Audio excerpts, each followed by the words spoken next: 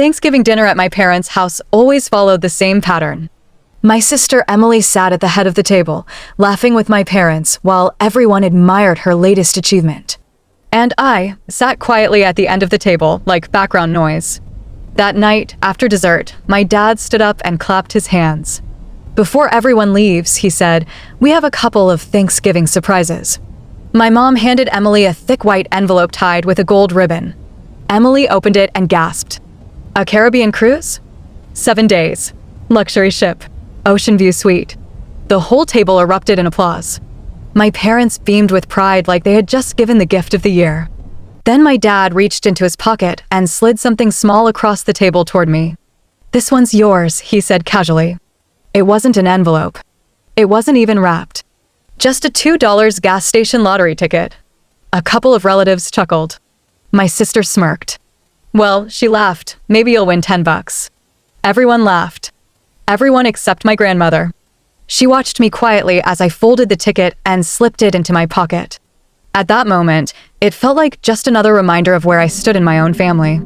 But less than 24 hours later, that tiny $2 ticket would turn into something none of them saw coming. Because when I scanned it the next morning, the screen flashed a number that changed everything. $100 million. If you looked at our family from the outside, everything probably seemed normal. We lived in a quiet neighborhood where everyone knew everyone. My parents had steady jobs, a nice house, and 2 daughters who were only 3 years apart in age. But inside that house, there was always a clear difference between my sister Emily and me. Emily was the golden child. I was the extra. It started when we were kids. Emily's achievements were always celebrated like national holidays. When she made the school volleyball team, my parents threw a party in the backyard. When she got an A in math, my dad framed the report card like it was a trophy. Meanwhile, when I got straight A's for an entire semester, my mom barely looked up from her phone. "That's good," she said once. "But Emily has a big game this weekend. Don't forget to come support her." I learned early that attention in our house had a direction, and it wasn't toward me. Birthdays made it even clearer. Emily's parties were huge. DJs, decorations, expensive gifts. One year, my parents surprised her with a used convertible for her 17th birthday. The entire neighborhood came outside to watch her drive it around the block. When my 17th birthday came a few months later, my gift was a bookstore gift card. $20. My dad told me, "You like books anyway." Even holidays felt like competitions I had already lost. Christmas morning, Emily opened designer bags and jewelry. I got practical things. Socks, a coffee mug, once a planner. It wasn't that my parents hated me. They just didn't see me. And over time, that kind of invisibility does something to a person. You stop expecting fairness. You stop asking for attention. You just quietly accept your place. That's why when Thanksgiving came around that year, I already knew how the evening would go. Emily would shine. My parents would praise her. And I would sit at the edge of the table, smiling politely like always. So when my sister opened that envelope and discovered her luxury cruise package, I wasn't surprised. And when my parents slid a $2 lottery ticket across the table toward me, I wasn't surprised by that either. What none of us knew at that moment was that the smallest gift at that table was about to become the biggest twist our family had ever seen. The morning after Thanksgiving, I woke up later than usual. The house was quiet. Most of the relatives had already left town, and my parents and sister were still asleep after the long night of food and laughter. I made myself a cup of coffee and sat at the kitchen counter, scrolling through my phone.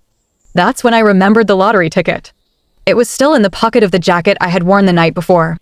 For a second, I almost didn't bother checking it.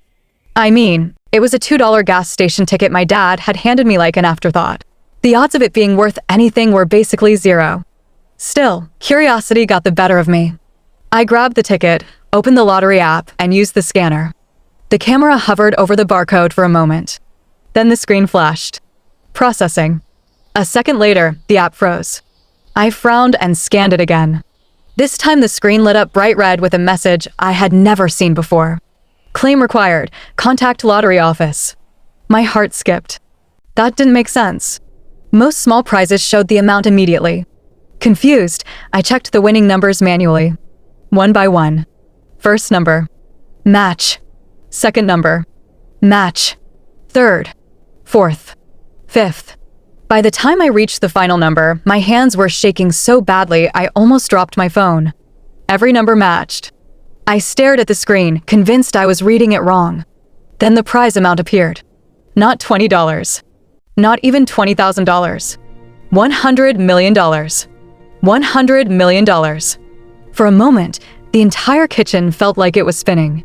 Because the tiny lottery ticket my parents had handed me as a joke the night before had just turned me into one of the richest people in the entire state. For the first 10 minutes after seeing the numbers, I did absolutely nothing. I just sat there at the kitchen counter staring at the ticket like it might suddenly disappear. $100 million.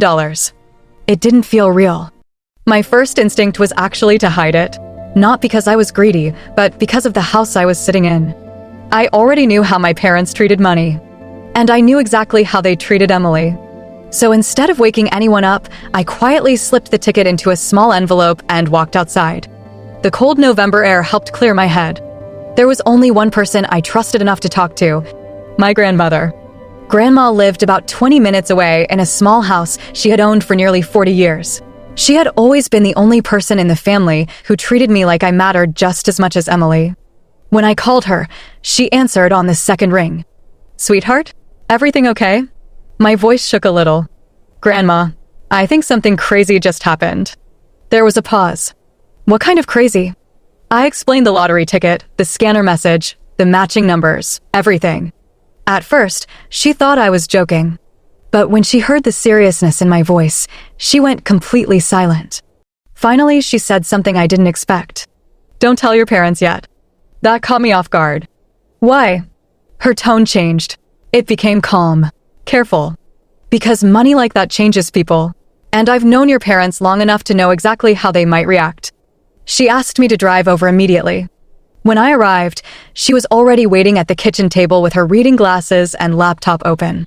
Together, we verified the numbers again on the official lottery website. And when the prize total appeared on the screen, Grandma slowly leaned back in her chair.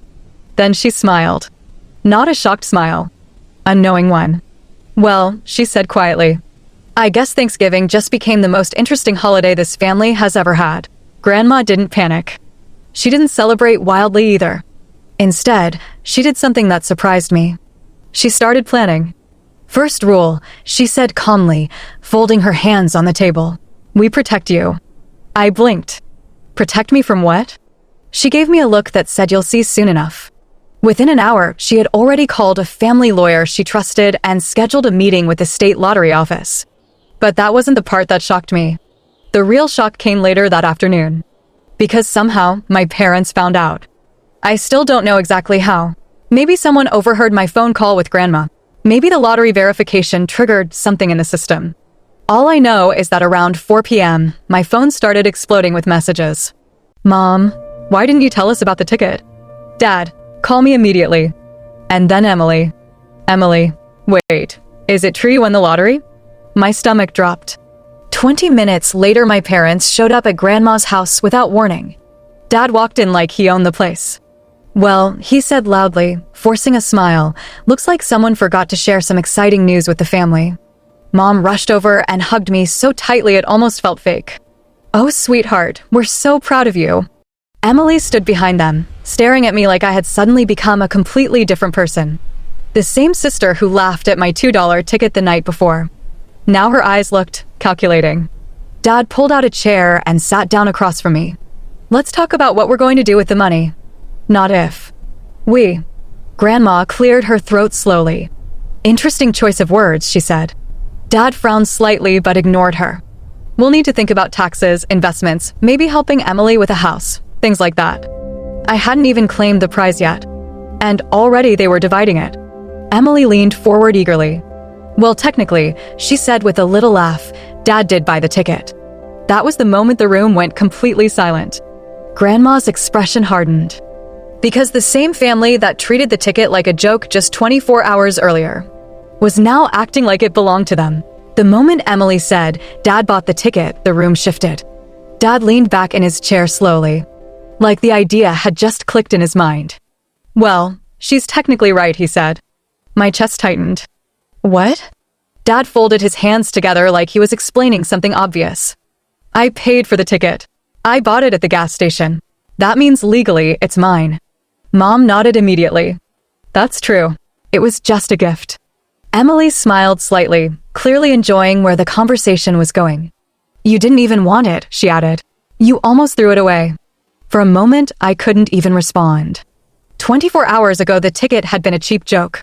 Now it was suddenly family property. Dad leaned forward. Look, we'll handle this the smart way. The money goes into a family account. We divide it properly. Then he said something that made my stomach drop.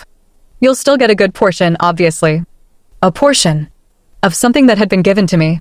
Before I could say anything, Grandma slowly stood up from her chair. The room went quiet again.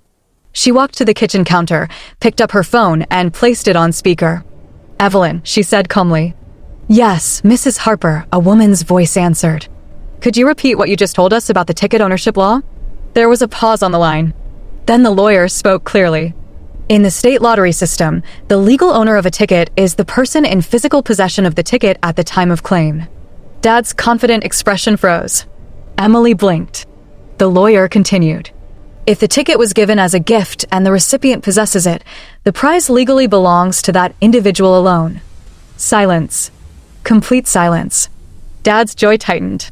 That's ridiculous, he snapped. I bought it. Grandma crossed her arms. And then you handed it to her, she said. Mom's face paled slightly. Emily suddenly looked much less confident. Then the lawyer added one more sentence. And any attempt to claim the ticket fraudulently could result in criminal charges. The room felt 10 degrees colder. Grandma looked directly at my parents. Her voice calm. But please, she said softly, tell us again how this money belongs to you. The room stayed silent for several seconds after the lawyer finished speaking. Dad's confident posture slowly collapsed. His jaw tightened as he looked from me, to Grandma, and then to the phone sitting on the table. You're seriously going to do this, he said, his voice low. Grandma didn't raise her voice. She didn't need to. I'm simply making sure the law is clear, she replied calmly. Mom tried to recover first. Oh, honey, she said, forcing a soft smile toward me. Nobody's trying to take anything from you. We're just talking about family decisions. But the tone had already changed. The warmth in her voice sounded rehearsed now. Emily leaned back in her chair, clearly frustrated. So you're just going to keep all of it? She asked. All of it. The same people who laughed at the $2 lottery ticket the night before were now staring at me like I had betrayed them. Dad finally stood up. This is unbelievable, he muttered. After everything we've done for you. Grandma didn't hesitate. Everything, she said quietly. You mean the cruise ticket you gave Emily and the lottery joke you gave her sister? Dad didn't respond. Because everyone in the room knew she was right. For the first time in my life, the power dynamic had completely flipped. They had spent years deciding what I deserved. Now, they had absolutely no control at all. And they hated it. I picked up the lottery ticket from the table and held it between my fingers. The same little piece of paper everyone laughed at yesterday. The same one they said was worthless. I looked at my parents, then at Emily. For years, I said quietly, you treated me like I didn't matter. No one spoke. Then I folded the ticket and slipped it back into my pocket. But don't worry, I added. I'll remember this Thanksgiving, forever. Grandma smiled softly beside me.